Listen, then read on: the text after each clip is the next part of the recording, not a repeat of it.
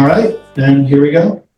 Thank you, Bruce Smith, our presenter, and I hand it over to you. Good morning, everyone, and thank you all for having me and for coming. So this morning I wanted to do more of a modeling talk than I normally do, because you're probably used to me doing prototype freight cars and freight car modeling and things like that. But this was something that I kind of tripped across a few months ago and thought would be an interesting presentation to put together as well. So what I wanted to do today, live from not my normal place of residence, but I'm in a hotel in Alpharetta, Georgia. But this works, so hopefully everybody's got good sound and we can go forward. So today I want to talk to you about these 3D resin kits that are now available in the marketplace. And I feel like I've been saying this for years.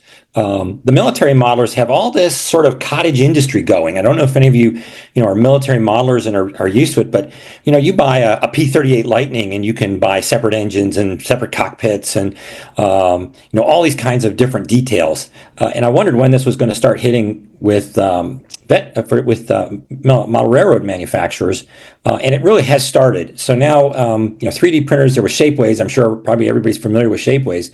That was using big industrial printers, and all the little 3D resin printers have gotten much cheaper, and so it's quite possible to have a very affordable $400 or $500, maybe even cheaper, very high resolution printer. And so now these kits are popping up everywhere. You see them online, and basically particular manufacturer we're going to talk about today showed up in a list I was looking at. Someone said, "Hey, look at this. These are neat vehicle kits." And so there's lots of companies out there that are making these kits. And of course, like I said, it's possible to buy a very good printer and do this yourself if you feel like it. You've got to learn the 3D software most of the time, although some people share the files, and so you can get the file online and then load it up and start making prints. As I said, I recently heard about this company, Play More It 3D. That doesn't sound like it's very correct English because it's not, but it's probably translated from Polish because this guy's based in Warsaw. They sell on Etsy. You may be familiar with Etsy. Etsy is kind of a crafts marketplace. And I like the fact that the shop is there because it gives you a little bit of credibility. I mean, again, you're dealing with cottage industry, and you got to be a little bit careful. And I've got the website up there, but really it's if you just go to Etsy and look for Play More It 3D. He's got over 600 items listed now in a variety of scales. So while I ordered an HO, those of you who are modeling an S can order an S. You can order an N, I think. You can order an O for sure, and a variety of other scales. So he's not just catering to model railroaders. He's catering to all kinds of modelers who are interested in building vehicles to go along with their dioramas or whatever they're doing. For my purposes, those of you who don't know, I focus on modeling June of 1944. And as a kid growing up, I was a military modeler, and I transitioned. I was also a model railroader, but I didn't combine the two. But as an adult, I thought, wow, this is a cool way to combine my hobbies. If I can model all these neat military things, then I can, have that part of the hobby and look at all the cool variety of military vehicles and stuff out there. At the same time, do model railroading and model these as loads. And so that's kind of where my focus has always been on this. So I bought several kits from this vendor. And I will say the first thing I did was order a couple of kits in HO scale because the pictures are beautiful. And you think, wow, I'm not quite sure how that's going to scale down to HO. And I don't know if any of you are familiar with doing 3D printing, but one of the things that's true is that you cannot simply take a drawing that was drawn for, say, a 1/48th vehicle and say, print it in HO. Because the tolerances for small parts are very different. You've got a minimal real life tolerance. And so if you convert something in O scale to something that's too small in HO, it won't print well. And in fact, that is a problem with this manufacturer. Several of the kits I got, in particular, things like the attachment of the suspension to the chassis is so fine that basically it breaks off. And we'll talk a little more about that as we go along. But you got to be a little bit cautious. But the kits, the stuff came, and oh, sorry, yeah. So I was looking at this bomb service truck, It's a kind of a cool model. It's based on a GMC CCKW. So the Deuce and a Half, right? Everybody knows the Deuce and a Half, and this is the workhorse truck of World War II. They were built in the hundreds of thousands in all kinds of applications. And here's an application that was seen typically around airfields or munitions storage areas. And the idea with this truck is it has this boom on the back, and it can pick up bombs and carry them in the back of the truck to wherever they need to go to load up the carts that are going to be loaded into the bombers or whatever. So this is a fairly interesting, not particularly common, but an interesting application of the CCKW. And so here we see this nice rendering, and one wonders if the model will actually look that way. And the other thing about this is when you order the truck, and then you can order the cabs. So when I ordered the closed cab. Later in World War II, to save steel, they started building open cab trucks with a convertible top on them. And it turns out, after the fact, when I went looking online for pictures of bomb service trucks, almost all of them have this open cab. And in fact, what I've done is I've post making this presentation, I've actually removed the cab that's on mine, and I'm just about to send an order in to him that would include this open cab, so I can make it a little bit more prototypic to what I've been seeing online in terms of the archival pictures. But you can get either type of cab, which is great because it's hard to find representations of the Deuce and a Half with the soft cap, and that's a really common vehicle in late World War II when you start looking at photographs. So it's nice that you have that option.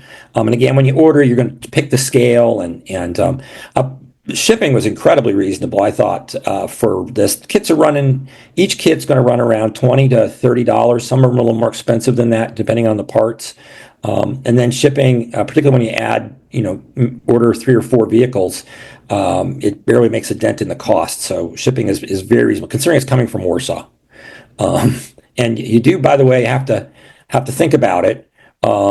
This is not going to come overnight, right? So if you need it tomorrow, it's a little too late. I've had sent 2 orders in now, and both of them have taken about 3 weeks to get here.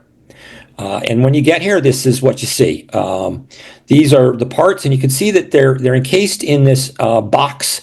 And if you're not familiar with resin printing, a lot of things with resin printing are printed at an angle. And what that means is that when the printer is laying down layers, those layers are not square with the axis of the part, which is great because as you tilt the part, you actually get better, smoother layers.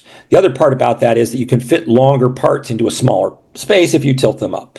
And so here, this is the bottom. That's what's actually been printed on the deck. They print a layer of resin.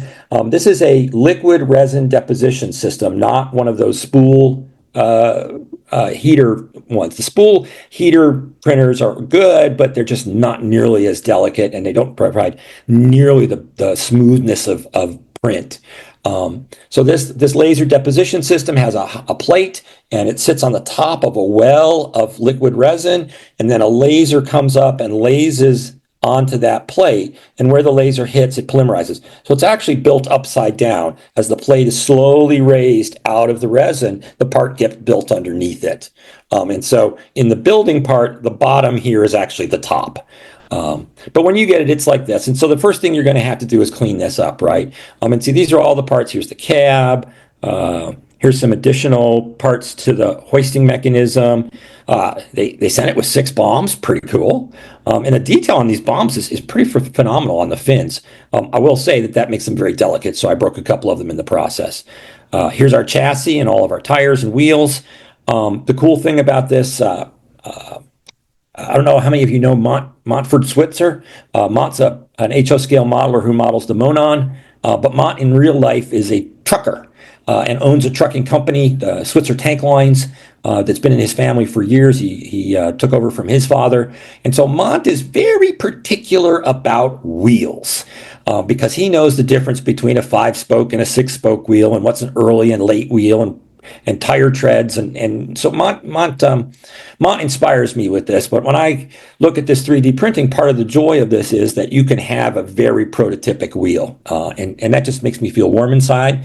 It may not make a difference to you, but I know that if Mont looks at my trucks that come from this, they'll have the right wheels, and Mont will be happy, which makes me happy. So now we've got these cages.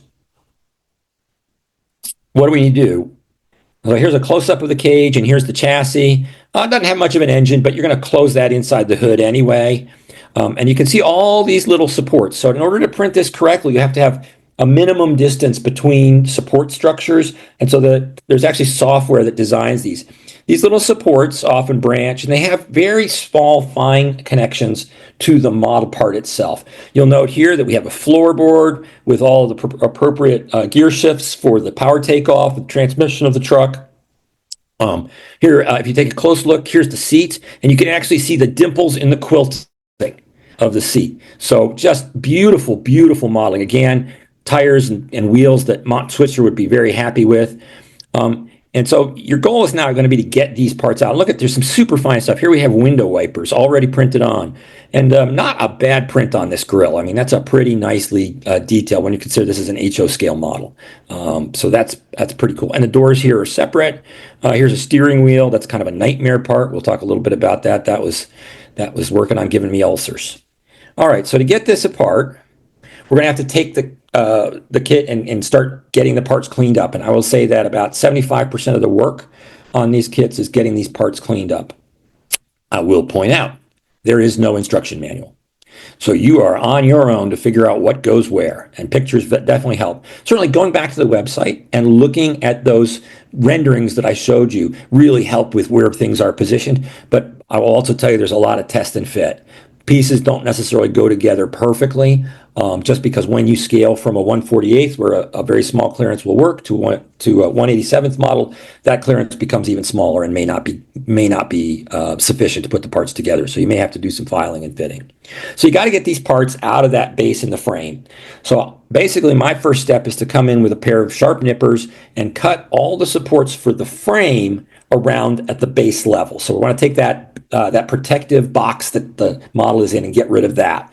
The next thing to do is to take that resin piece and take a razor saw and very gently start cutting along the top of the base and severing all of the support structures from the base. Now is not the time to try to clean up that part and get the support structures off the part. You want to get the part off the base first and then worry about the support structures, partly just because there's no clearance. And if you're trying to use nippers to get in there and get under the model, it's just not possible. So a nice, and if you have a wide bladed razor saw, that's great. So you can just come in on that base and start cutting. And what will happen, you got to cut slowly and carefully, but some of those supports will just split off the base and the model part at the same time at that little point. So some of the supports will just disappear. It's good to do this on a piece of newsprint. I actually did it in my photo booth because it's surrounded on three sides and all these little pieces of support resin go flying all over the place. And so, if you do it on your modeling bench, you're going to have little support structures in your teeth and on the floor, and you're going to want to vacuum afterwards. You just want to go slowly and carefully. These parts are fragile. The resin is very stiff and brittle compared to, say, styrene. And so you want to be quite careful about how you cut it. But just gentle. You don't have to be the baby hands or anything, but it's just be careful with it, because you will break parts off if you're not going careful. And go slowly. Just take your time. Get all those supports, get the parts off the plate. You can throw the plate away. And now you can take all the supports off the part. And that sometimes they just pop off. So I reached in there with a forceps and wiggled a little bit, and boom, it's popped off in my hand. But you want to have maybe a pair of very small nippers to get in there. You might even go out and buy a sacrificial pair of nail scissors or something so you can get a very small tip in. Cut as close to the model as you can. Take some time to recognize what is model and what is not. Sometimes it's very difficult to see the difference between what's supposed to be there on the model and what's a support structure. In the case of the bomb truck, there are some diagonals in the the crane supports that they sure look a lot like the disposable support parts, but they're not. I fortunately didn't cut any of those incorrectly, but it turns out they're very fragile, and I managed to break them off. So I substituted some wire for that, and we'll talk a little again, I think, later on about that. But again, make sure you go slow to recognize the support part versus what's supposed to be there. And I say it again, go slow, be careful. Shouldn't give you heartburn, but you might not want to do it after you've had 3 espressos in a row. So, nice and slow, gentle, and those parts will come off. And a lot of times, like I said, they'll just come off with a pair of tweezers. I'll get in there with a pair of tweezers and just jiggle them ever so lightly, and pop, they come off, and you're good to go. Okay. So here we are. Here's all the parts for the bomb truck. And even here, right here on this tires, you can see some of the supports still stuck to the tire a little bit. And then obviously you're going to want to clean these parts up a little bit on the surfaces that you can see. Now, most of the supports are actually on the non-showing surfaces, so you don't have to make it perfect, but sometimes it helps to put them together. These sides here, you'll see, you may have noticed in the first picture, they're all wavy, and here I managed to break one. To be honest with you, looking at my pictures and looking at the truck, I wanted to build it from the parts at first, but I will probably go back and remove these slats and replace them with styrene so that it's nice and straight and smooth. These, when scaled down, they're so thin that they warp. And so the slats, you'll see, we'll talk again in later pictures, you'll see that they're wavy, and that's not right. But that's easy to fix, right? We can take cutters in here, cut these guys off, trim these up, and then put some 10,000th styrene strip in, and it'll look beautiful. So again, we've got all these parts here. Here you'll notice, here we go. Here's the drive axles. They came attached to the chassis and stay attached to the chassis for very long. Now, I will say, the first batch of vehicles I got from, I think the vendor's name is Pedro, which doesn't really make a whole lot of sense for Warsaw, but okay. The first batch I got from Pedro were this light gray plastic and were very fragile. The second batch of vehicles were a darker gray resin and did have more resilience. And so I think he's changed resins and it works a little bit better, which is great. Again, here we have this apparatus here, and you can see these braces here, and those are just stupidly fragile. And it's just, you're going to model, right? And I think ultimately, doing this first vehicle and not really being able to figure out how to fit things in, all these beautiful ship leathers got knocked off. And again, I never could get the steering wheel cleaned up without destroying it, so we had to replace that with another part as well. But here on the wheels, for example, you're going to want to come in with I love to go out to the Kroger or wherever and buy emery boards, nail file boards. And you buy them in a pack of 10 for $1.25 or something. And they've got a fine and a coarse side. So you can sand that. And of course, you're going to lose some of the beautiful tread detail, but keep in mind which side that is and put that as a down tire. These wheels, I can't really see it here, but there's a little tiny key right on the end of the axle, a horizontal protruding rectangular shape. And there's an insert key in the back of each of the wheels as well. One of the problems with scaling down is that those didn't scale down as well, so they don't fit very well. And ultimately, I'll be honest, what I ended up doing was cutting them off flush, drilling a number 79 hole in the back, threading in some 0125 wire, cutting it off, putting another hole in the wheel and putting that on the wheel. So I created a little brass wire axle to hold the pieces together, and cementing that with ACC. And it just cut down on the frustration of trying to sand down this little tiny nubbin and make it fit into a little tiny hole that didn't fit. And so again, just kind of sand it down, drill a hole for that brass wire axle, and now you have a really resilient joint, right? Because you have a pin in that joint, and so you're not going to knock that wheel off while you're handling it, painting it, etc. And so I highly advise doing that.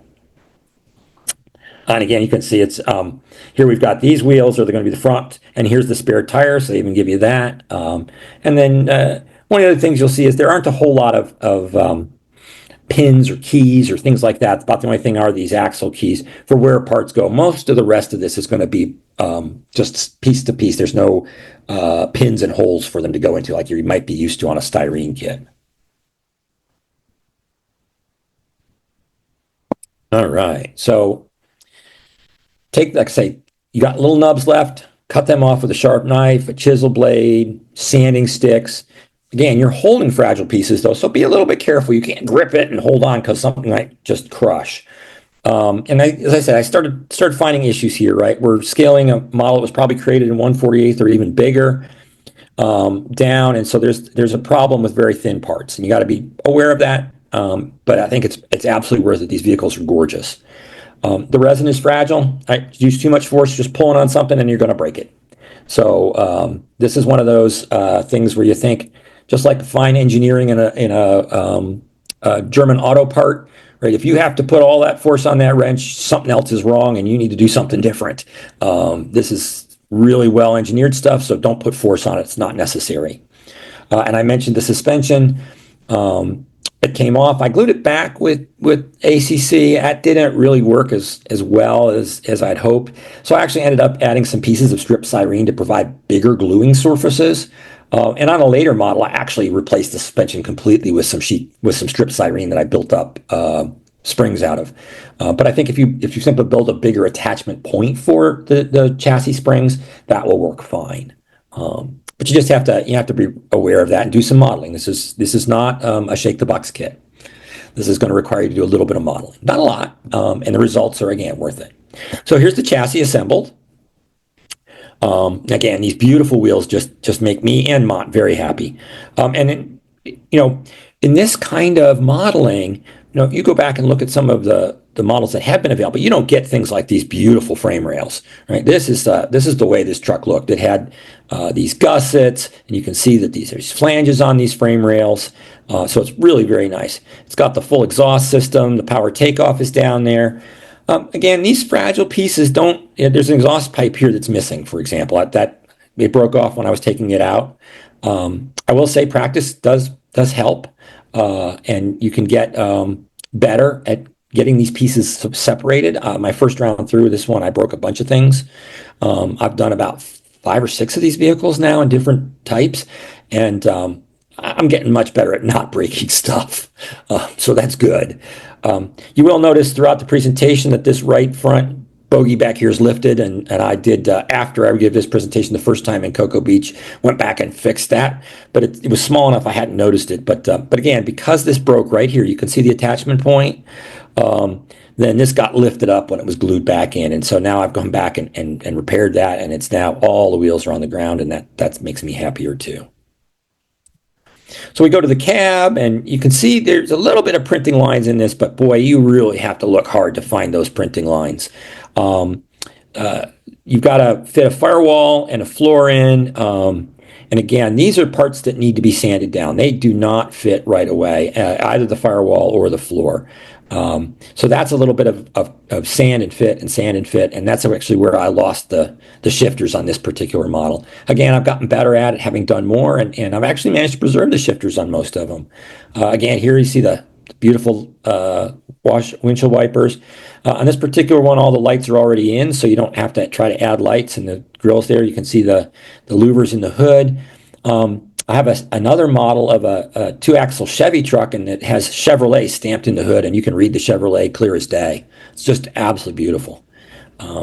These are just dirty because there's lots of dust from them. I didn't clean them up before I took pictures, but back here you can see actually here's a corner of the part that might have broken off. You've got to sand down the grooves here to fit the rails. This is one place where the fit is a little challenging, so you've got to open up these holes so it fits over the rails nice and snug.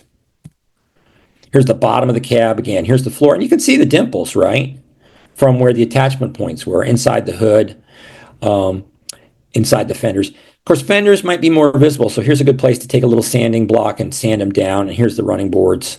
Again, sand them down. On the floor here, not such a big deal because that's going to, as long as it's clear for the frame rails to sit on them, you're fine. Here's the bed. Again, no locator pins. This is just a blunt fit with cyanoacrylate cement. And so these just kind of fit on. The tailgate is a separate piece, and it's a beautiful piece, but it's nice and thin. So again, just a little bit of a struggle to make sure that fits, but you got to be careful with the thin part, but when you get it on there, it just does look beautiful. And then we put in the hoisting apparatus. One of the things I had to figure out was how far back this piece went. You can see that it sticks out a little bit, and that's the way it's supposed to be. I looked at a number of figures and drawings. The second part that I had issues with was these bomb racks. It's unclear where they go. I took one of the bombs and used it as a key to figure out where it would be supported, and then glued those to, counted 6 boards in and glued it, and counted 6 boards in and glued it, and there it is. So got all this pretty winch detail. It's really beautiful detail, and so really a nice model in that respect. Here's the cab on the chassis.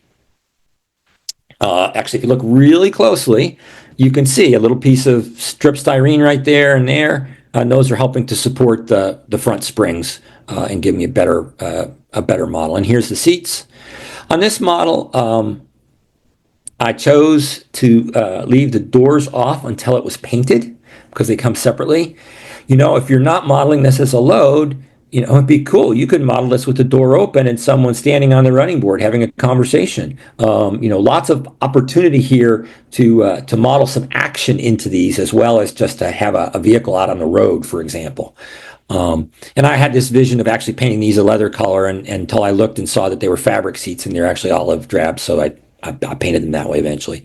Again, right here, we're missing an exhaust piece. I'm just going to drill that and stick a piece of brass wire in to replace it. And again, back in the rear chassis, you can see that the attachment points are very, very thin right here. And so it's just a bit of a challenge. But again, if you think about it, you can put in some supports. Those vanish when you paint. Here is the model basically assembled. One thing you'll notice, if we go all the way back to the original renderings, this truck had a front bumper and sometimes had a winch on the front bumper, and that is not included in the model. I think that's an oversight by the modeler, but pretty easy to fix.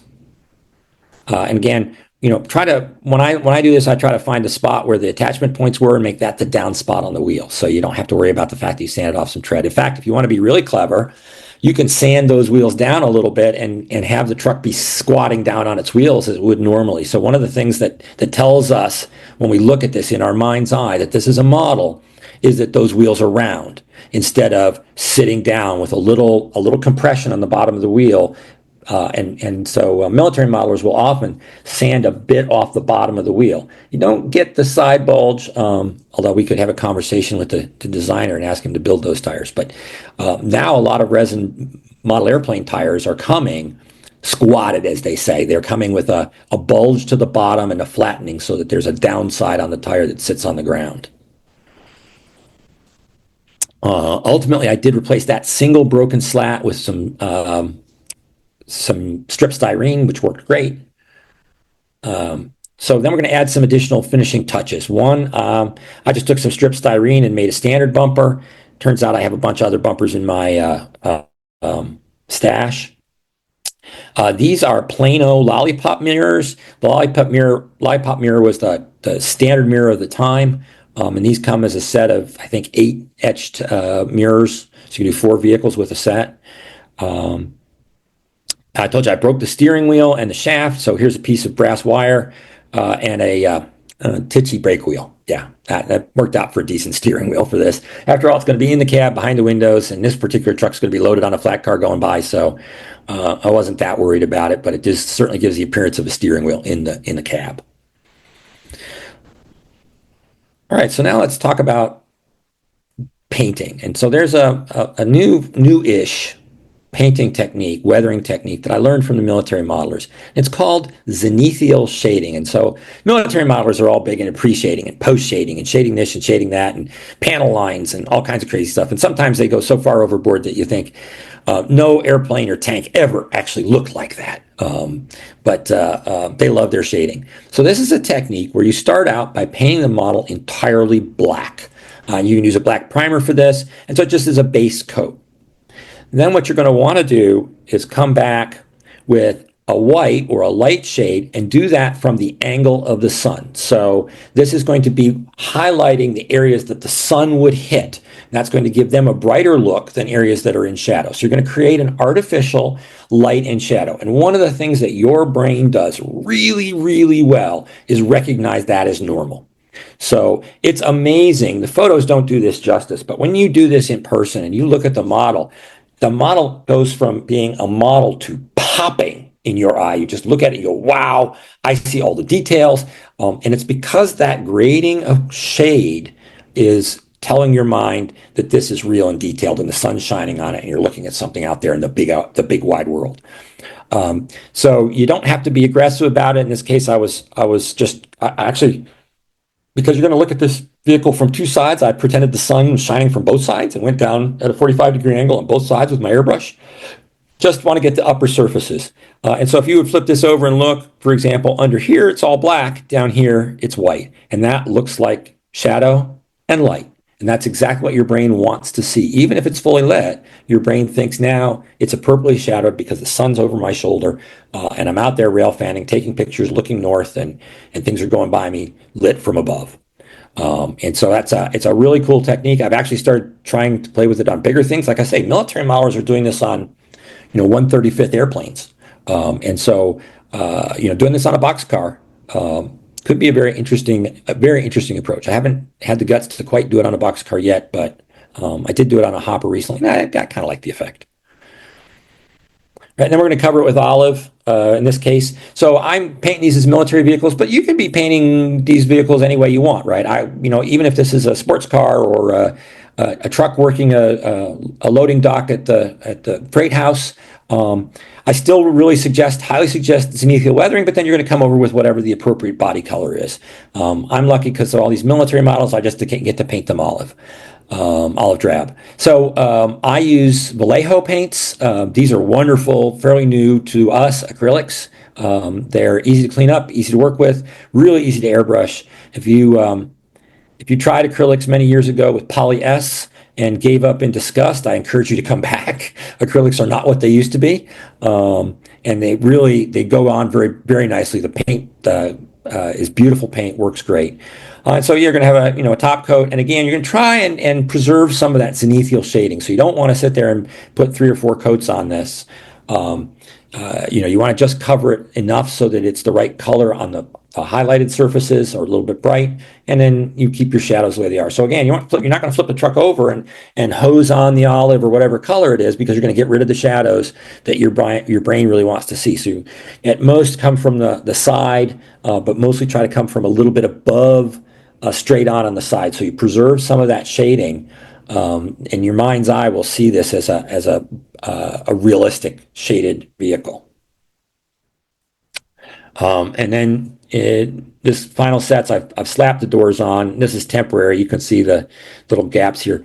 You got to go back and actually do a lot of work on these doors. They, again, one of those parts that probably fit one beautifully in 1/48, but the margins are so small that you do have to do some sanding. And of course, these are very thin parts, so you want to be careful about not breaking them. As I say here, you can actually see where the joint is. The decals, these vehicles in transit, not in service for the U.S. military, in general, were not given recognition stars or any other markings because they were assigned at their point of arrival.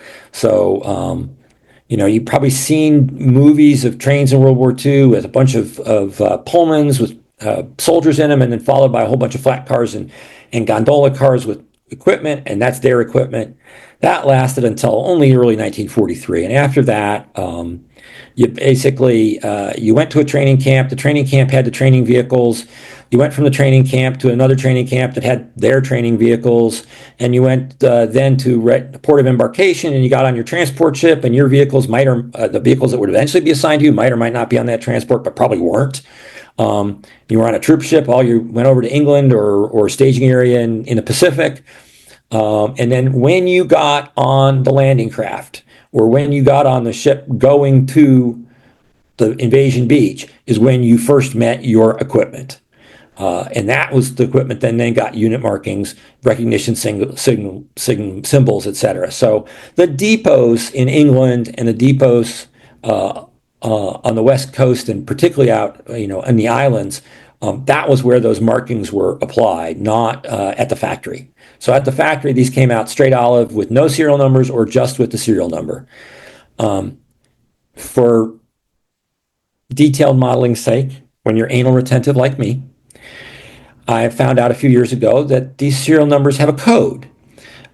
Serial numbers were randomly assigned because we didn't want the enemy to understand our production levels, but the first two digits or the first digit tells you the type of vehicle. So for example, all 2.5-ton trucks start their serial number with the digit 4. So these decals are from the microscale mini-cals U.S. military vehicles marking set. And you can do 2 vehicles per set with serial numbers. And it just has a 1, 2, 3, 4, 5, 6, 7, 8, 9, 0. So it's tough to have duplicate numbers. But you can play rearrangement, etc. Yeah, I end up cutting up numbers and rearranging them with these little tiny digits to get my serial numbers to be reasonable. Typical serial numbers were 5 to 6 digits. And so later in the war, probably 6 digits, earlier in the war, 5 digits. That's all the decals these trucks need. What I do, and this one didn't work very well, I spray on a coat of gloss. I use Future floor finish. Future's no longer made, but there's someone else is making a similar. It's an acrylic floor wax. Basically it's acrylic gloss, right? You're going to lay this down on your acrylic floor in your house and spread it out nice and smooth, and it dries glossy. And you have a beautiful floor. Well, you can airbrush this stuff straight out of the squeeze bottle. And I've been on the same squeeze bottle now for 20 years. I'm about halfway down. So I probably got another 20 years to go out of that squeeze bottle. Airbrush it on, put the decals on, put another layer of Future or gloss over that to get rid of some of the decal edges, and then spray some flat on it, and you're good to go. So here's the bomb service truck. Another view, and again, you can see how wavy these are. And actually, here's the replacement right here, which is not wavy. And so I will probably, for the sake of beauty, come back and do some work on this. And you can actually see in this picture that this support rod here on this side is broken off, and this one actually looks broken too. And so eventually, I just even after this was painted, I cut those out and put some brass wire in so that it had something appropriate to work with. A little bit of weathering, and this is before it's been cleaned up. Tamiya makes something called panel liner, and it's basically a very thin enamel paint that runs into the cracks and grooves. And so you got to clean this part off, but you can put it in the grills, you can put it on the hubs, and places that might have a little weathering. They make it lots of colors: black, dark brown, gray. So you pick kind of an appropriate color for what you want to do, and you can apply that. It makes things look greasy, makes things look weathered, and it pops the panel lines a little bit and shows where things are that might disappear into the paint.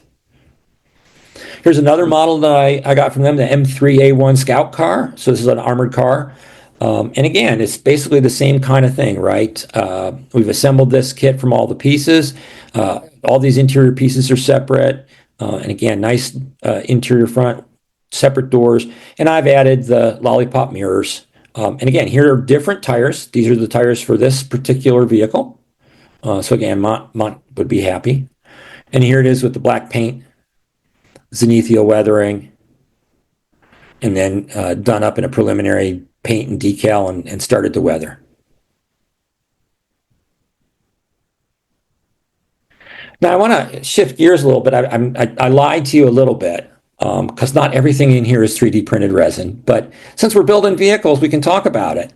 And I happen to have, as I was doing the painting and whatnot, I had a deuce and a half soft top from Roco. And as you probably know, Roco's gone through a number of iterations. They've been sold to Herpa, and I think Herpa's now been sold again. And so these trucks have been off the market, on the market. Most of you probably remember a day when you could buy them for $7, $8, $9. Crushingly, the list price is now $25 or $29. So yeah, if you've got a stash of old Roco trucks, you've got buried treasure there. So what I did was it comes with a molded cab, soft cap, and I took that off and just took some fine tissue paper and cut out a square about the size of what this cab should be, and then took some white glue, in this case I think canopy cement, and just started wadding it together and collapsing it like the cab would be collapsed, and glued it to the top of the interior here. And likewise, I took another sheet that would be the top of the soft top over this, folded it up, and made it up to look like a folded up tarp to put in the back of the truck. This particular vehicle comes with rubber tires, so you can pull the tires off. And this is just after grit blasting. I do grit blast my models with baking soda prior to painting them. It just takes off all the irregularities in the surface, lets you see where things are going. And I find it very useful. It's a great investment. You've got an air compressor because you're going to be airbrushing anyway, so you might as well put that air compressor to work, helping prep the model for paint. You can see why Rocco doesn't win any fans when we're comparing it to these 3D models. This gross big blocks and chunky things, these don't line up very well. Got these huge grab irons, handholds here. All the parts are just bigger, chunkier, and not nearly as nice as those 3D resin printed vehicles. So, this is definitely sort of a second tier of quality of model. Here it is with the black paint and the zenithia weathering, and then done up in olive drab with the wheels on. And I'll put use some liquid glass here to make the windshields. And then this is ready to load on a flat car and ship somewhere. And then just as kind of an interesting multimedia kit, and the one I used as the tease to get you all here on the cover photo. And if you get Railroad Model Craftsman, I was just tickled that this was featured in the report on Cocoa Beach. So this vehicle's actually been in print, even if it's just a photograph, not a story. So a little backstory. Years ago, I saw some military small cranes, truck cranes. And so I thought, wow, this would be great to model. This would be very cool. And so I started collecting pieces and parts to model something like this Brockway 666, which Brockway 666 was a heavy mover. It's a all-wheel drive truck and was used in many ways. But in this particular case, they put a half cab on it so that you could have the boom where the other half of the cab would be, and a crane. And these cranes were necessary for doing things like assembling the large field guns. The 155s came in one piece, but the 230s came, 230 millimeter guns came as a chassis and barrel separate, and you had to have a crane to assemble them on site. And so these were part of that gang, for example, and they were used for lots of other things, rigging, fording floats, those kinds of things. They were used all over the place. And so I've been looking for one for years and trying to, piece together the pieces. And I was looking for something else in my favorite overseas modeling site, which is Panzerfuchs. And if you go online, it's Panzerfux. So Panzerfuchs. And they carry models military models in all kinds of scales, but they carry a lot of these resin and mixed media kits from companies like Arsenal M. And I open up the website and bingo, right at the front of it is an HO scale Brockway 666 with quick rate crane. Like, whoa, I've died and gone to heaven. I don't have to scratch build this model. I can just buy it and then build it. And so this is a 3D printed vehicle that has been used to make masters for a resin vehicle. So most of the parts of this crane are resin. The cab windows here, which you see masked out, are a clear casting resin. And then it comes with a fret of etched brass parts, which include the boom support here, and the radiator, the grill or the brush guard. And so just a really nice little kit that goes together reasonably well. Again, like the 3D printed, Arsenal doesn't provide very much by the way of direction. So you got to do a little bit of looking and figuring out. But this is really engineered as a kit. It is made to be a kit, as opposed to the 3D printing stuff, which is sort of almost accidentally a kit. This is meant to be a kit. So here are the parts together. And this brass etched brass boom can be put together with ACC, so it's not too difficult to do. And it makes a cute looking little vehicle. And here it is painted up on one of the Owl Mountain models flat cars, SP flat cars. And I use, for the rigging and for the tie downs, I use Berkshire Junction Easy Line. This is a Lycra thread. If you're thinking about rigging cranes, it's great. But if you're also thinking of telephone lines, it's wonderful because you can reach across that telephone or telegraph line with your arm, hit it, knock it, and it just stretches. it doesn't pull off. So you can press down on this accidentally or any of these. I can actually take this vehicle and pick it up off the flat car by about an inch, just stretching the tie downs, and it's great. The blocking is just basswood cut with a chopper, and that's basically the way I get my vehicles ready for transport. And then you can do little things. This is probably wrong, but I did it anyway. But you could paint the handles, the shafts wood. Frankly, the military was so busy, they just all got painted olive, right? If any of you were in the military, if it moves, paint it. If it doesn't move, paint it. It just gets painted. This doesn't show it as well as I'd hoped, but this window's actually clear, and you can see the interior.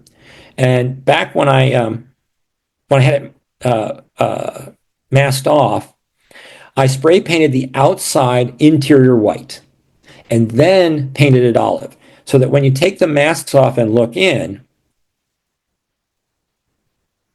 if you look through here, you can see right here, for example, one of the inside mullions looks white because you painted it you painted it white first, and so from the inside it's white, from the outside it's olive.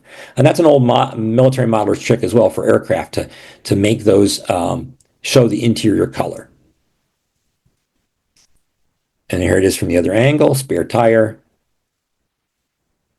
And again, things like the panel liner is great for things like this diamond etch running board, to just pop the diamond and show you that it's really there. Okay, and that's the end.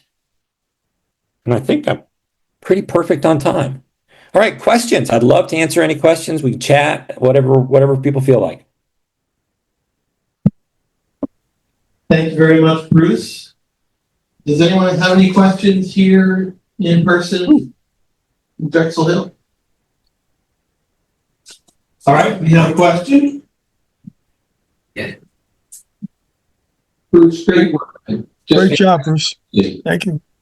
Thank you. But I was wondering, Bruce, of course, since I model the 50s, early 60s for my regular locomotives, something that was on my mind, not to change subjects, but, when we had the P58s, the box caps from our great friends at Broadway Limited, I was always hoping that they were going to come out with the modifieds, and it doesn't seem like that's ever going to happen.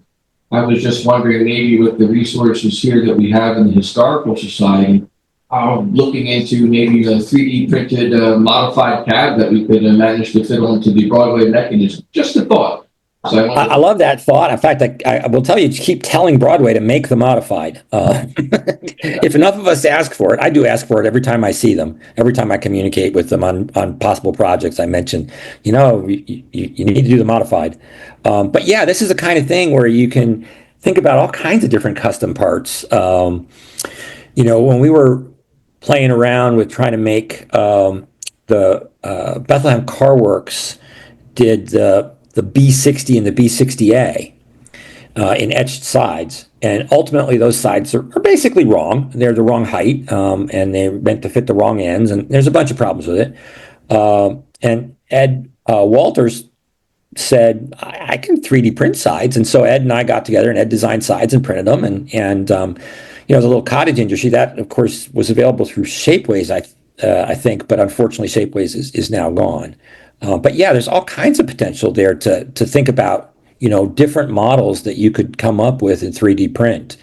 I know I've got some projects in my mind, one of which would be an easier way of fixing the Walthers 210-2 that they ran quite a few years ago. And of course, they ran it in original boiler shape, so it was good for, 1920 or so for the PRR, and that's it. But you could, maybe make an insert for the N2 boiler, or even a new N2 boiler, right? So lots of cool ideas there. You could tenders, right? Tender modifications. You can make a modified tender for MOW service to drop on a chassis. Wouldn't be that hard. All kinds of possibilities. So I have actually a question for you, Bruce. You mentioned Shapeways. I was going to ask, because you mentioned that earlier in the call, and the last I had heard, yes, it had gone away. Have you heard of or found any other service that offers what Shapeways used to, as far as being able to print just any old files? There are a couple of services out there. They're not nearly as well organized as Shapeways was. And I think they're also probably more expensive. And so I haven't heard very much about that.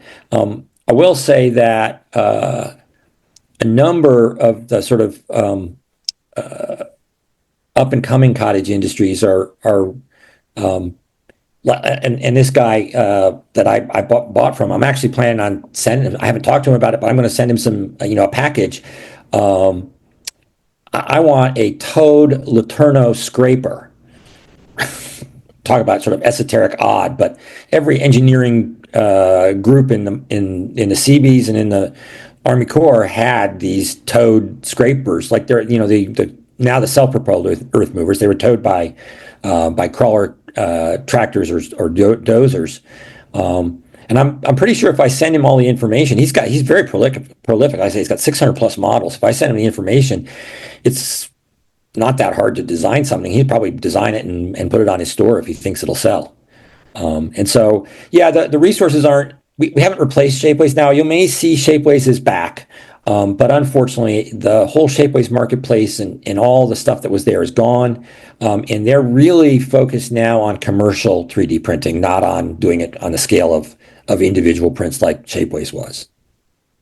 So yeah, that's a hole in the market right now. Part of the problem is that the cost of individual printers got so cheap that the Shapeways model just didn't work financially anymore. They went bankrupt. All right, thank you. Let me check and see if we have any questions here online. I see there's something in the chat. Yeah, I see Owen in chat. That's a great question. Unlike the Shapeways ones, no. As far as I can tell, you don't. I did find a couple of pieces in one kit that seemed a little wet. So maybe they weren't completely polymerized. And I did put those out in the sun to get UV light. But in general, there's no instruction to do that, and it doesn't seem to be necessary. And they're fine as is. I do grit blast after assembly, and that's sufficient for surface prep for me. And I haven't washed them. So yeah, no, they're not greasy and oily like some of the Shapeways parts were. And part of the problem there is that Shapeways used a wax matrix around the parts. And so that wax was still on the part when you got it. Whereas these parts are just coming out of that liquid bath. I believe the manufacturer is washing them in an ultrasonic cleaner before he sends them to you, because there's definitely no resin residue left on them.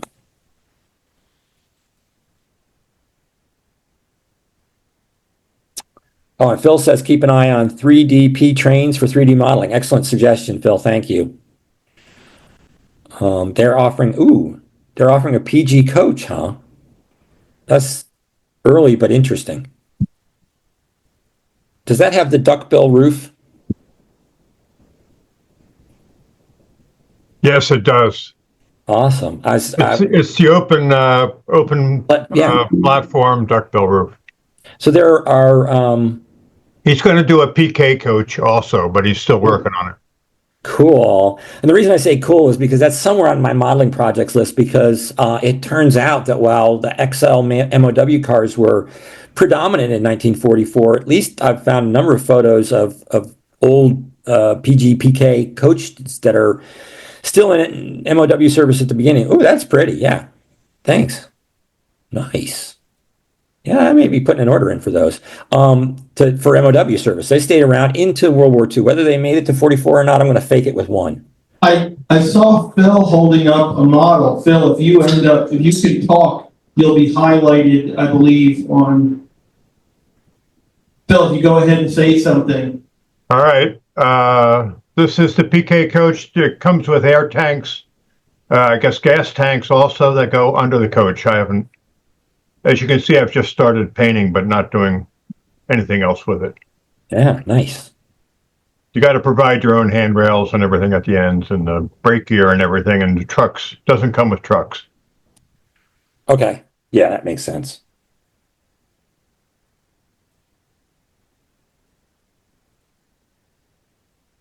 We got another project. Thank you. Any more questions? So I think that's all the questions here. Just to double check, any more questions online? I'll take that as a no. Thank you again, Bruce, for the fantastic presentation. Well, thank you all. I appreciate the invitation and keep on modeling. This is Phil one more time. This guy who offers the PG coach also is doing Long Island equipment. He's a big Long Island modeler, and that's where he started his endeavors. All right. All right. Thanks again.